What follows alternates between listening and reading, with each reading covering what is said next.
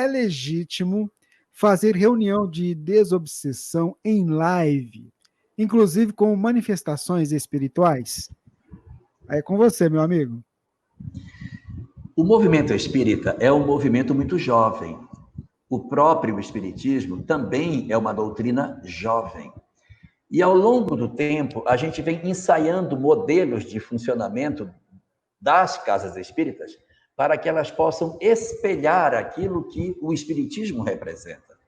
Se nós tomarmos as obras de André Luiz, e aí eu me refiro especificamente à obra Nos Domínios da Mediunidade, que é uma obra utilizada para que a gente consiga entender melhor o fenômeno mediúnico, essa obra ela vai tratar de uma casa espírita que existia na década de 40, na qual os mentores visitam para as atividades de acompanhamento daquele grupo mediúnico e as lições que André Luiz vai obtendo na participação dessa casa, desencarnado como ele está.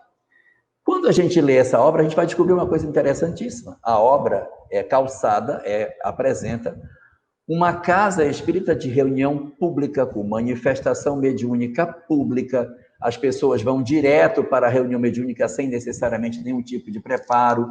E aí dizemos, mas tá certo isso? Esse era o modelo de casa espírita que nós tínhamos naquela época. Nós não tínhamos outro modelo.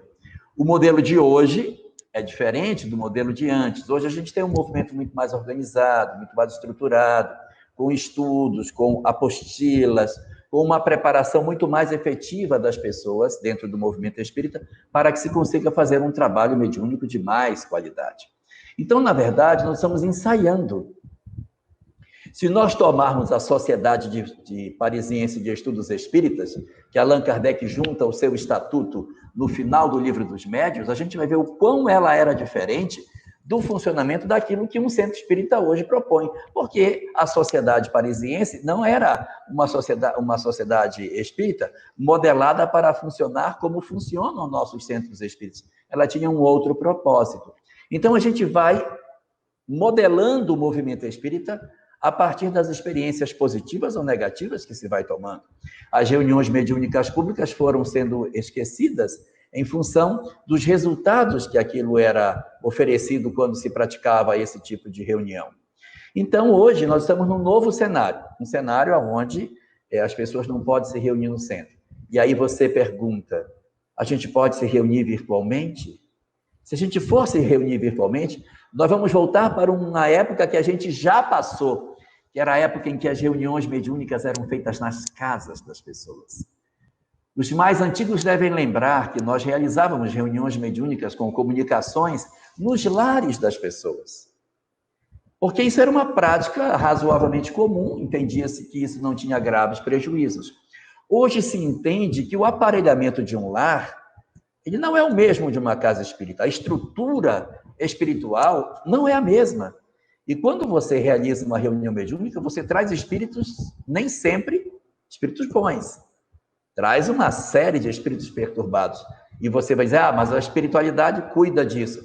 Mas e o meu lar tem estrutura para realmente não ficar com o traço dessas entidades, com a energia desses espíritos? Será que eu não tenho ninguém em casa que pode fazer uma sintonia mais profunda e, a partir daí, deixar uma perturbação mais efetiva dentro de casa? Então, é por essas razões que a gente precisa tomar cuidado. E aí você vai me dizer, mas os médiuns ostensivos precisam de realizar uma reunião. Os mentores disso cuidam. Nós precisamos, durante esse período, fazer os nossos trabalhos de socorro aos desencarnados, como acontecia antes que o Espiritismo surgisse. Porque o Espiritismo só tem 163 anos. E antes, como é que se atendia os espíritos? Como é que se socorria os espíritos? Como é que se socorre espíritos em países que o Espiritismo ainda não chegou? Não socorre? Os espíritos socorrem os espíritos. Nós trabalhamos para socorrer os espíritos como sendo uma lição para nós. Nós não somos assim tão necessários para o socorro espiritual. Os mentores têm plena condição de socorrer os desencarnados, porque assim eles sempre fizeram. Eles dão essa oportunidade que a gente participe do processo. Tudo bem, nós temos fluidos que ajudam, ótimo, é verdade. mas é para que nós aprendamos as lições, para que nós nos apropriemos de lições que possam mudar as nossas vidas, mas não que nós sejamos essenciais para o mecanismo de recuperação dessas pessoas. Mas você me dirá, mas os médiuns ostensivos continuarão precisando de comunicação. Então a gente precisa dobrar a nossa vigilância e trabalhar as nossas intimidades para que isso seja evitado o máximo possível, para que a gente não crie dentro de nós necessidades que dizem respeito ao que a gente está passando hoje, mas que fundamentalmente poderia ser profundamente diferente se nós mantivéssemos um pouco mais de serenidade. Em resumo, o que eu quero dizer: quero fazer uma reunião mediúnica para me comunicar com os espíritos, mas não quero deixar de me aborrecer, não quero deixar de me irritar, não quero deixar de guardar mágoa, ódio, ressentimento, brigar. E eu continuo mantendo esse tipo de coisa, eu continuo fazendo as minhas conexões. Então, faça um jejum espiritual, mantenha mais sintonia, exerça aquilo que a gente já conseguiu aprender, para que a gente evite ao máximo esse tipo de coisa, sob o risco de nós trazermos para os nossos lares experiências que não são desejosas no momento que a gente está vivendo.